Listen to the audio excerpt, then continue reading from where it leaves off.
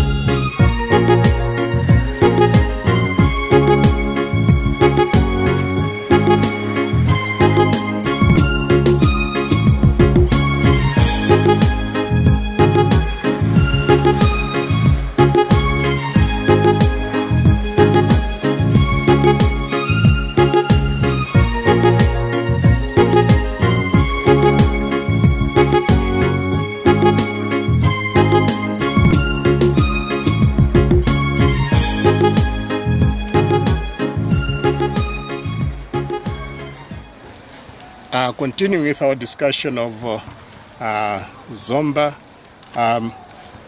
when the capital was moved from Zomba to Lilongwe by the regime of President Banda, Zomba became mainly a university town. The main university campus of the University of Malawi is the campus called Chancellor College.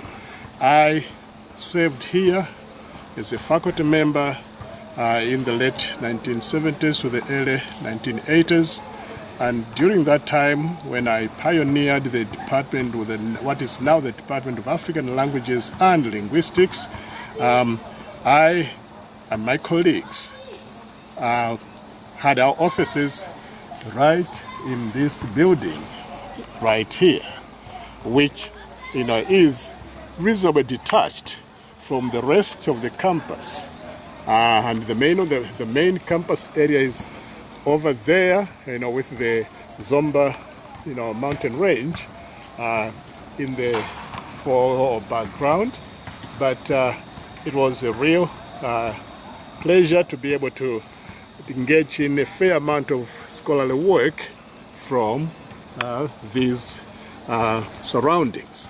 But this is the main campus of the University of Malawi, Chancellor College, and we'll get occasion to have a look at some of the other facilities.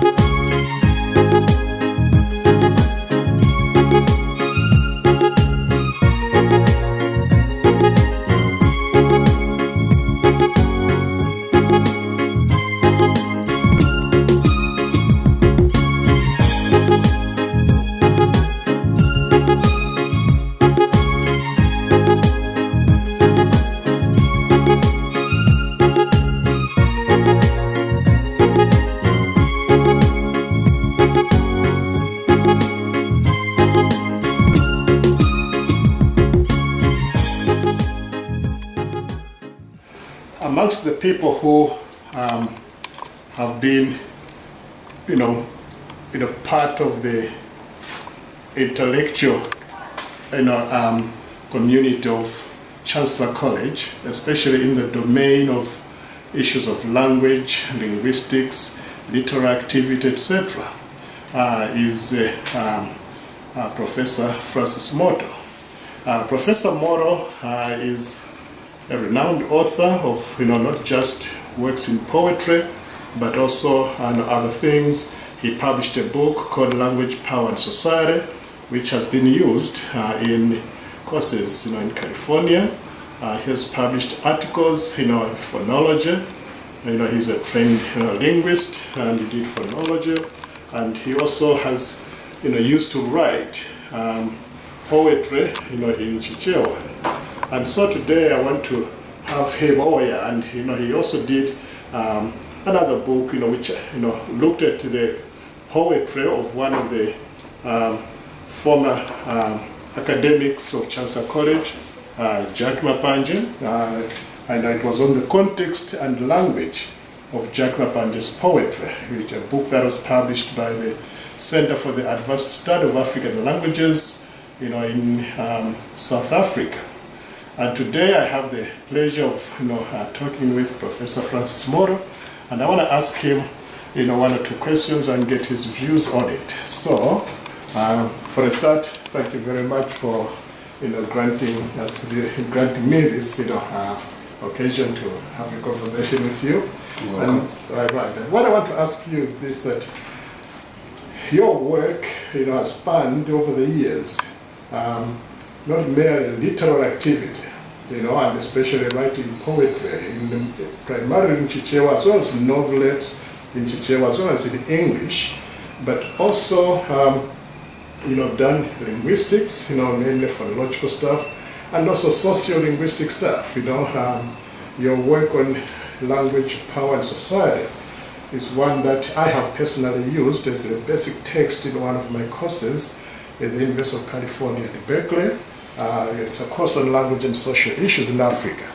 And one of the things that you raise in your book has to do with, the way that, let's say, the curricula of our academic institutions in Africa has more or less sort of remained, or for a long time remained, tied to British knowledge systems, British literary activity, etc. I've quoted you before that, you found that whilst it was okay for students to learn about T.S. Eliot, about, who are the other authors, Shakespeare, of course, and others, you felt that it was not right that, students in an African university or in an African country did not seem to be given any access to anything that was literally African. All right.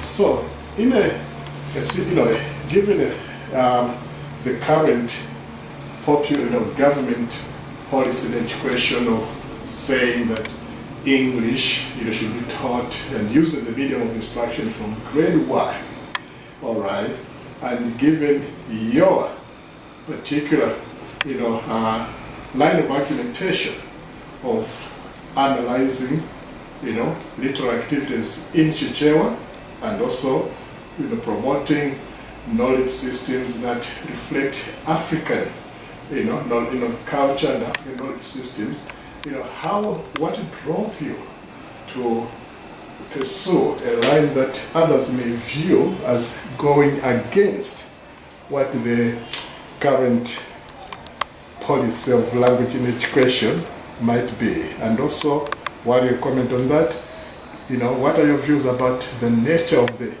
content that you think students in an African university must certainly be exposed to, instead of simply being exposed to Western knowledge systems, etc.? Thank you very much, Sam. To start with, I think we have been, over the years, been going forwards and coming backwards, and moving forwards again only to take a few more steps into the past. Because I must admit that I've been disappointed in the first place that there seems to be a policy which is largely not quite well informed in as far as language in education is concerned. I have been a little worried over the years that after making significant gains in trying to propel a language policy or language in education, which seem to be gravitating towards accommodating the views that we have just ably expressed here, is that we then, in 2014 or 2013 thereabouts, went back to a policy that put us back to where we were trying to move away from. I remember that during the onset of the democratic dispensation, the language policy in education was gravitating or changing towards the accommodation of Malawian languages. And we in the University of Malawi pioneered or led by the Center for Language Studies, carried out research in 1997, where we were trying to get views of pupils, teachers, parents, and even people on the streets on how acceptable or how useful it would be for pupils to learn in their local languages from grade 1 to grade 4. And the overwhelming response from the north, center, and the south of the country was that both our pupils, parents, teachers, as well as ordinary people were of the view that it was advisable that pupils should learn in their local languages. But then, as usual, there were issues that were raised when that recommendation was made to the authorities that be, that this is what the research found, and it would be advisable that we go ahead and implement this and teach our pupils in the languages that they are familiar with. Now, there appears to be a misunderstanding from some quarters, either deliberate or not, that if you introduce that kind of policy and implement it in the schools, pupils will not learn English, will not learn in English, and they will be at a disadvantage. Well, nothing can be far away from the truth, because that's not what we propose or what we advocate for. What we advocate for is that whilst English is still being taught, it is educationally sound for the pupils to learn in their own language. And as I said at the beginning, I was totally surprised to read in the papers that English would be used from grade 1 or from standard 1 onwards, and that this other area recommendation that had been made based on research that was carried out by experts in both language and linguistics, or language matters, was reversed for reasons that I still have to find out. So at the moment, it's not really going against anybody's policy, but just expressing my disappointment that we seem to move 3 yards forward and then take 5 yards or 5 meters backwards, because it has been proven, and you have spoken about it yourself, and so have other scholars, that a child will be comfortable if they learn in a language with which they are familiar. And other scholars, I remember Playmaker here saying that in English classes there is deathly silence when the teacher is teaching, because pupils do not want to make a mistake and be made into laughing stocks. Now about the content that you mentioned. We seem to still be buried in the belief that what is foreign is best. And my own view is that that is not always correct. In actual fact, it's incorrect. But given our curricula over the years, we have been learning about things from other countries. Not that that is wrong. There's nothing wrong with that. But I am a firm believer that whilst we are learning things about the Great Lakes, for instance, of the Americas, the St. Lawrence Seaway, and learning geography about Saskatchewan and so on and so forth, we must also know where Sanji, for instance, is, and that the pupils must be familiar with their own history, their own cultural practices, and so on and so forth.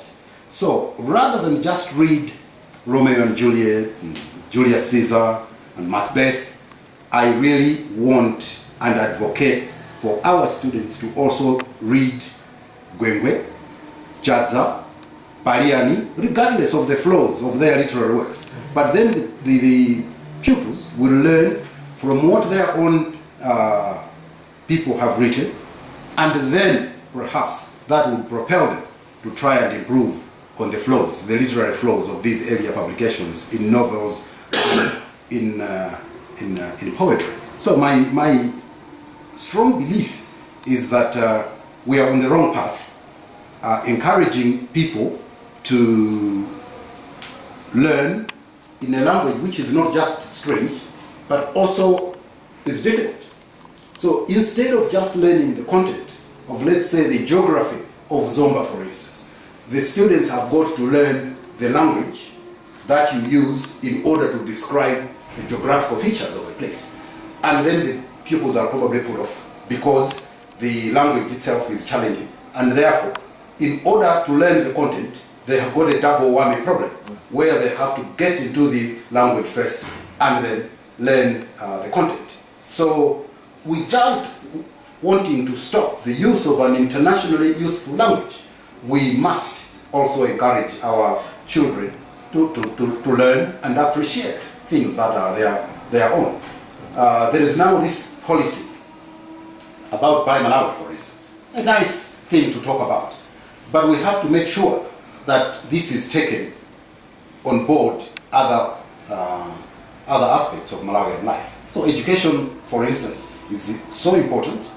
You can learn a lot of things in your own language. You can also learn a lot of things in foreign languages. There is nothing wrong with learning French, German, or Portuguese. But what I'm against, and totally against, is that this must be done to the exclusion of learning local languages and appreciating our own culture. Because culture is expressed through language.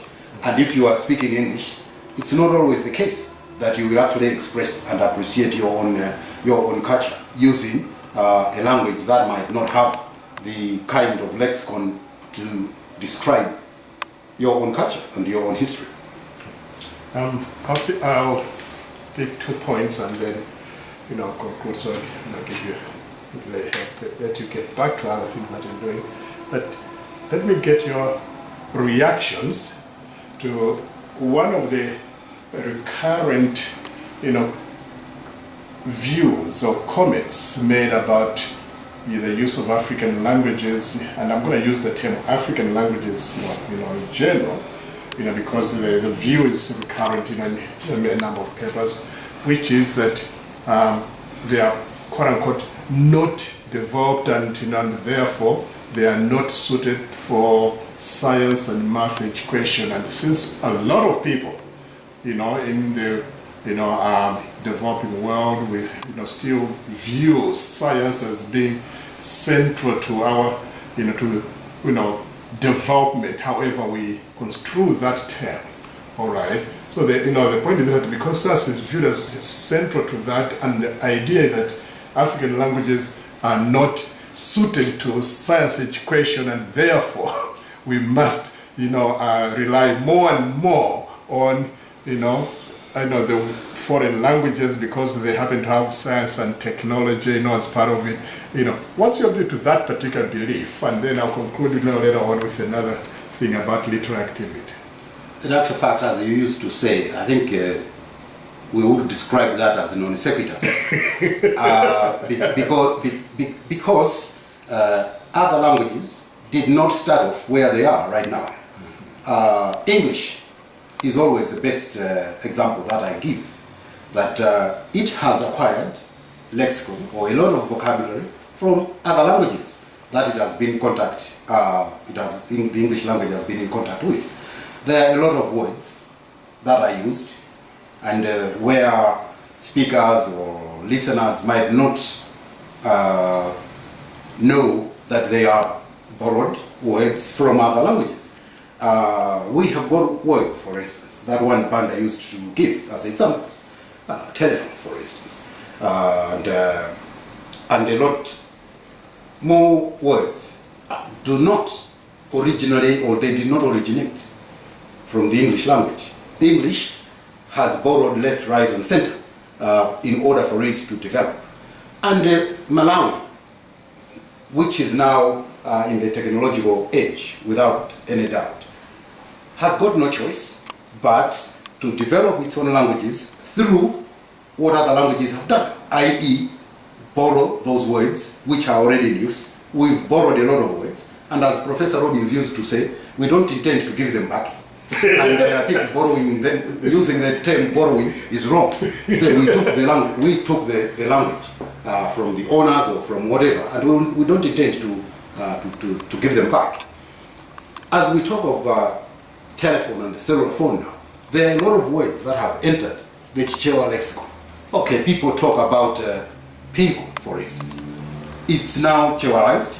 They write it P-I-N-I K-O-D-I, and it's been accepted that this is a new word that has come because of the new technology that has overtaken everybody else's life right now. You use a word like computer. Chichewa did not have the word computer, but the word is used, localized, top of phonological conspiracies taking part and breaking the CC/CV structure of the English language. The language is growing. So to use that argument and say that because English permits or facilitates the acquisition of content in the sciences is a far-fetched statement to make as far as I'm concerned, because other languages use their own terms to describe the new technology. Maybe it is the African continent, which is unfortunate in a way, in that because I think of the power relations between those who have a lot of funds and a lot of money, they dictate on what is going to do. I mean, is what is going to happen in our education system. Because if we had our own decisions and we had a lot of funding, we would, I think, make different decisions. But because there are other authorities that have the power, and I've read somewhere that those people who will choose a language are those who have got the money, an army, and the navy.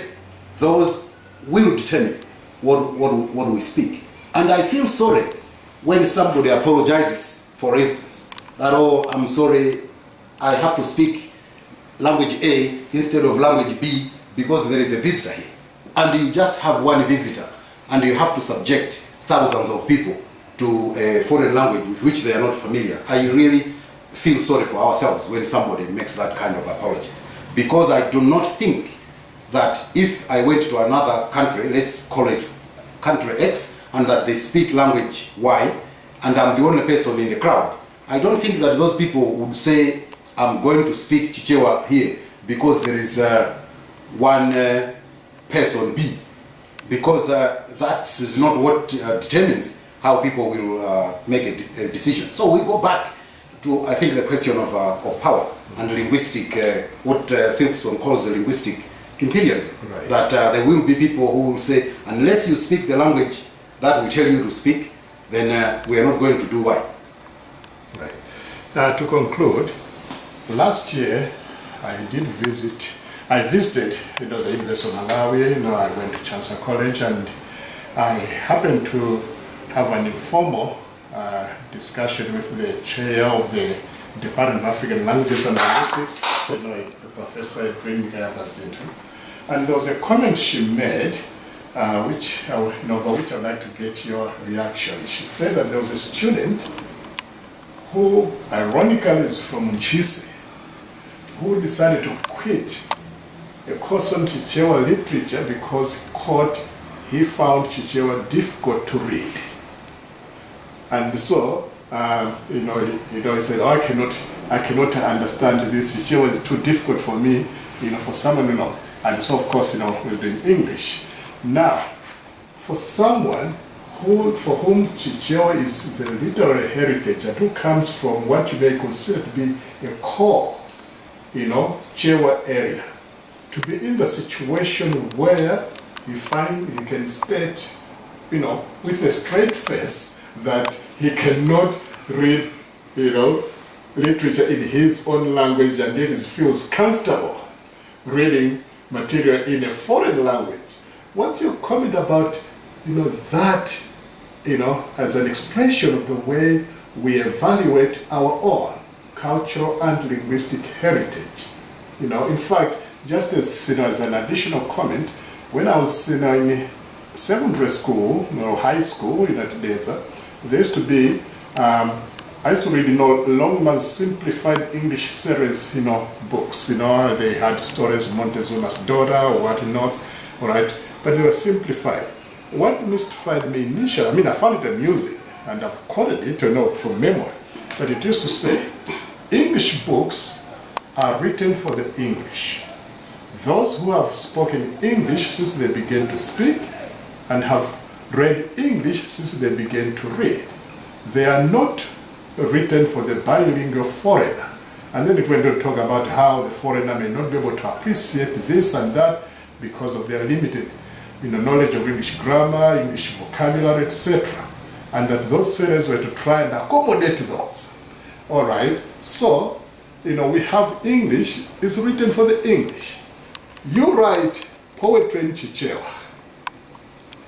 You expect that a Chichewa speaker should be able to know this is written for me. Yes. And yet you find that somebody like that can stand up and say, no, I cannot really, read material in Chichewa, and you are a Chewa speaker, and you go to someone. What's your, how does that make you feel about the kind of education we seem to be imparting? It makes me feel a bit, not a bit, it makes me feel awkward and bad.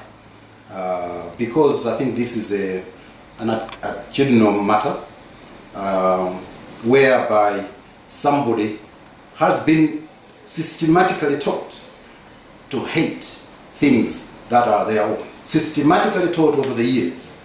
And because that statement, I don't think that it holds any water at all. If there is a language that people find hard, then that language is bound to be one that has got a different structure from one that's a student at Chancellor College is familiar with.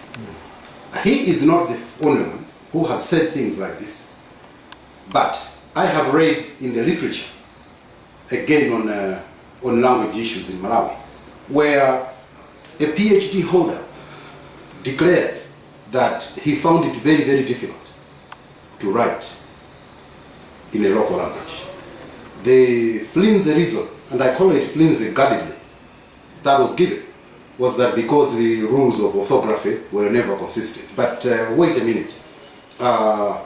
Rules are written by human beings. There might be inconsistencies here and there. And for this person to say this to the world is again a reflection of how successful indoctrination can be, educational indoctrination, where you are being taught every day in one way or another that your own things are not worthwhile. This student could have read, and I'm saying could, he might have not read, but he might have heard somebody saying this kind of thing, because I can't fathom, for whatever it takes, that it's somebody from Chisi, where one interpreter of Banda was so eloquent in translating or interpreting Banda's statements, Chisi would produce a student who said, I find it difficult to read Chichewa. I think this is just a reflection of what might have gone into his head, either through his own reading or his own conviction that things Malawian are not worth wasting one's time on. Well, on that note, I would really like to express my thanks for granting me this opportunity to come and discuss with you, issues relating to language education and culture in general. And what I'm working on at the moment is just as anything that is fascinating that we should keep our eyes and ears open for. Yes, there is a number of things. I'm revising the poetry that I've been writing over the last decade that I was away from Malawi. But I'm just also toying around with the idea that linguistically, when you talk about phonetics and the phonology, the difference between egressive and ingressive sounds are actually giving us meaning of pairs. And I don't know what phonemes these will be called. But if you listen to words like bola, for instance, which means better, and the borrowed word for a ball, bola, the difference is because of one is ingressively articulated and another one is ingressive. So we might have new phonemes coming our way in the language. But I'm also now trying to get into writing a response to some publication which will remain nameless now, and that has also taken me some time. But there is work on songs that are sung by the big dance of Malawi. Big dance of Malawi is the central region, Kulewankulu. And the songs have fascinated me over the years. That whilst people say that Malawians are generally conservative, reserved, and that they do not call a spade, if you look at these songs, they give you a totally different picture. There's been a brilliant book written by one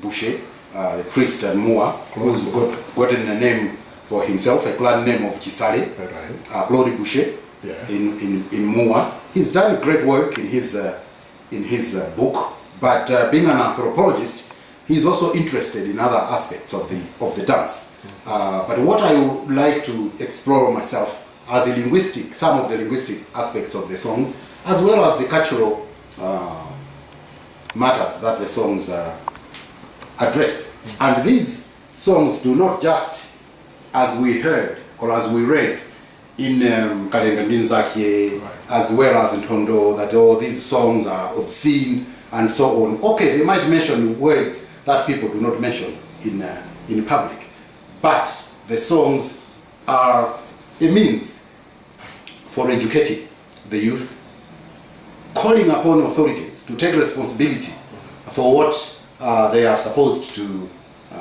do. So, for instance, if a chief misbehaves, a Gulewankul song will be created to criticize the conduct of the chief.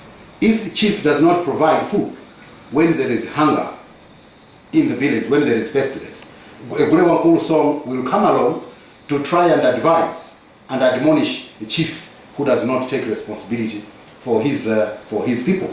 And now in the current problem, health issues of AIDS and